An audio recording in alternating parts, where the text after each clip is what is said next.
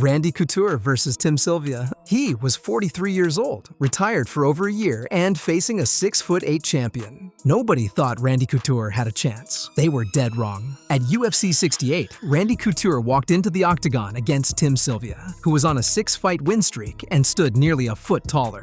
Couture hadn't fought at heavyweight since 2002.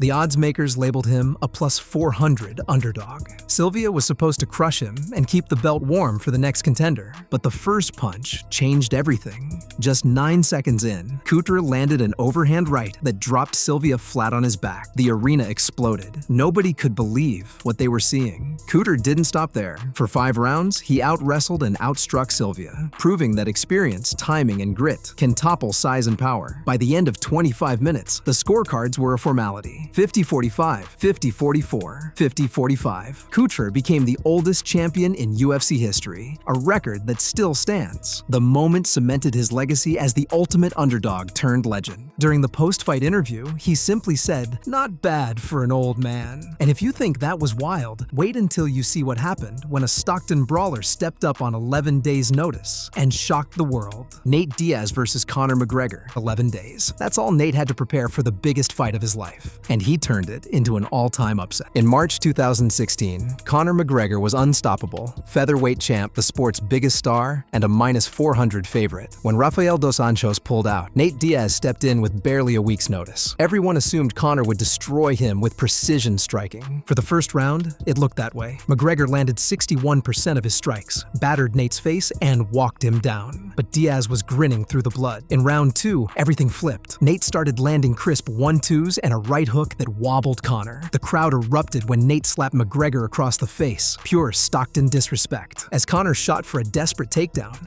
Nate sprawled, took his back, and locked in a rear naked choke. At 4:12 of round 2, McGregor tapped. It was the first time he had ever been finished in the UFC. Nate stood up almost casual and delivered one of the sport's most famous lines. "I'm not surprised, mother effers." That upset shattered McGregor's aura of invincibility, and it proved no one, no matter how big, can ever be truly safe in this game. But the next shocker, it ended the reign of a man considered the greatest middleweight to ever live. Chris Weidman versus Anderson Silva. He danced. He dropped his hands. He dared Weidman to try. And in 1 second, the entire aura of invincibility vanished. On July 6th, 2013, Anderson Silva stepped into UFC 162, riding an absurd 17-fight UFC win streak, the longest ever. He was the middleweight king, a minus 240 favorite, and widely considered untouchable. Silva had humiliated opponents for years, dodging strikes by millimeters, countering with laser-precise punches. But Chris Weidman wasn't buying the myth. An all-American wrestler with crisp boxing, he came in laser-focused. In round 1, he took Silva down and landed heavy shots. In round 2, Silva started his trademark taunts, hands at his waist, chin out, mocking every punch. Then it happened. Weidman threw a right hook that barely missed, and Silva laughed, head cocked to the side, hands dangling. But the next left hook was a bullseye. It smashed Silva's jaw and sent him collapsing backward like a marionette with its strings cut. Herb Dean waved it off at 1:18 of round 2. The crowd was stunned into silence. Silva, the greatest striker in UFC history, had been knocked out in the middle of a taunt. The post-fight numbers told the story. Weidman landed 17 of 30 strikes, but he only needed 1 clean shot. The myth died right there on the canvas. Afterward, Weidman said, "He can play all the games he wants. I came here to win." And if you think that was shocking, wait until you hear how a so-called soccer mom tapped out the greatest female fighter alive. Juliana Pena versus Amanda Nunes. She was a plus 700 underdog, dismissed by everyone from the media to Dana White himself. And she broke the greatest female champion's will. On December 11th, 2021, at UFC 269, Amanda Nunes was the most feared woman in MMA. She held 2 belts, smashed every contender, and hadn't lost since 2014. Pena was supposed to be just another victim. Odds makers pegged her as a plus 700 dog, less chance than Matt Serra had against GSP. But Pena believed something no one else did, that Nunes would break under pressure. In round 1, Nunes did what everyone expected. She landed bombs, dropped Pena, and looked seconds away from finishing. But somehow, Pena got up and started throwing back. Round 2 turned surreal.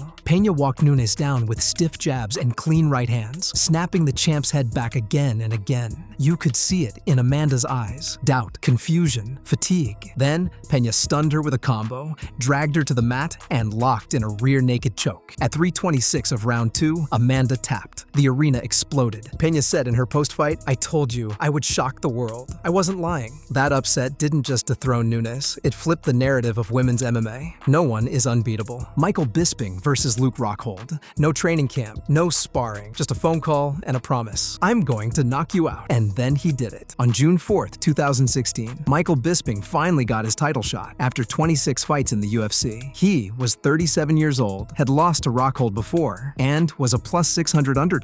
Rockhold was coming off a demolition of Chris Weidman and felt invincible. At the final press conference, Bisping mocked him, saying, "You got cocky before, and you'll get cocky again." Rockhold smirked, told him he was delusional, and predicted another finish. But Bisping had nothing to lose. When the bell rang, he stayed patient, circling and looking for an opening. Halfway through round 1, he slipped Rockhold's lazy jab and fired a short left hook that clipped the chin. Rockhold staggered back, and Bisping pounced with a flurry. The second left hook crushed Luke's jaw and sent him crashing into the fence. Herb Dean stepped in. Just like that, Michael Bisping became the first British UFC champion. The odds? Plus 600. The preparation? Less than 3 weeks. The moment? Pure redemption after a decade of setbacks. Even Dana White admitted he never thought Bisping would be champion. But sometimes the underdog gets the last laugh. And if you thought that was improbable, wait until you see how a former boxing champ made the most dominant woman in MMA history look human. Holly Holm versus Ronda Rousey. She was supposed to be another highlight reel finish. Instead, she kicked Ronda Rousey's head into the second row and ended an era. Before UFC 193, Ronda Rousey was 12-0, with 11 finishes in the first round. She'd become a mainstream superstar. Magazine covers, movie deals, Olympic pedigree. The UFC even called her the most dominant athlete alive. Holm, a former boxing champion, was just 2-0 in the UFC and a plus 1200 underdog. In Melbourne, Australia, over 56,000 fans watched the unthinkable unfold. From the opening bell, Holm used footwork and pinpoint straight lefts to tag Ronda every time she charged forward. Rousey looked confused, frustrated, swinging wild punches that hit nothing but air. By round 2, Holm had opened a cut on Ronda's lip and stuffed every takedown. At 0:59, she slipped a desperate left hook, circled out, and launched a left head kick that landed flush. Ronda's body went limp as her legacy crashed to the mat. It was the first loss of Ronda's career and the start of her exit from the sport. Joe Rogan screamed into the mic, "Holly Holm has shocked the world." And she had. If you think that was shocking, just wait. Because the next upset ended an undefeated 9-year streak. TJ Dillashaw versus Renan Barão. Barão hadn't lost in 33 fights over 9 years. Dillashaw was a plus 700 underdog. Nobody gave him a prayer. And then he delivered a beating so thorough, it changed the division. On May 24th, 2014, at UFC 173, Renan Barão was the scariest bantamweight on the planet. He destroyed Urijah Faber, choked out Michael McDonald,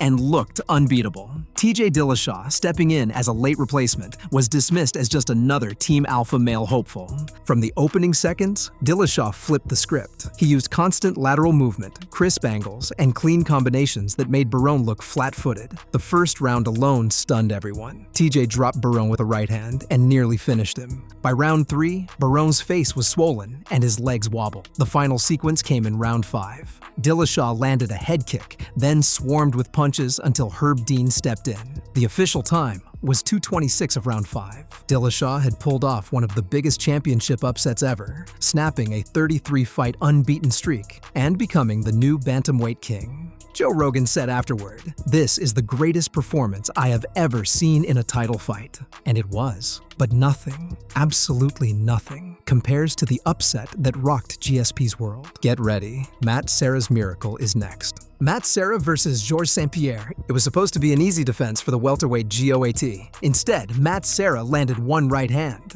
and the world flipped upside down.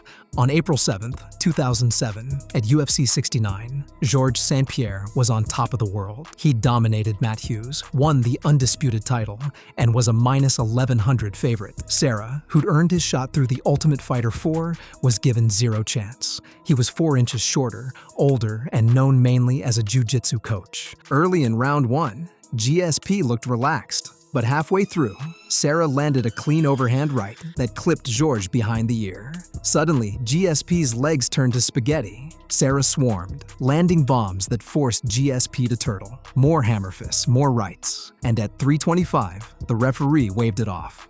In one of the sport's greatest shocks, a plus 850 underdog dethroned the best welterweight alive. No one saw it coming. Not GSP, not Dana White, not the odds makers.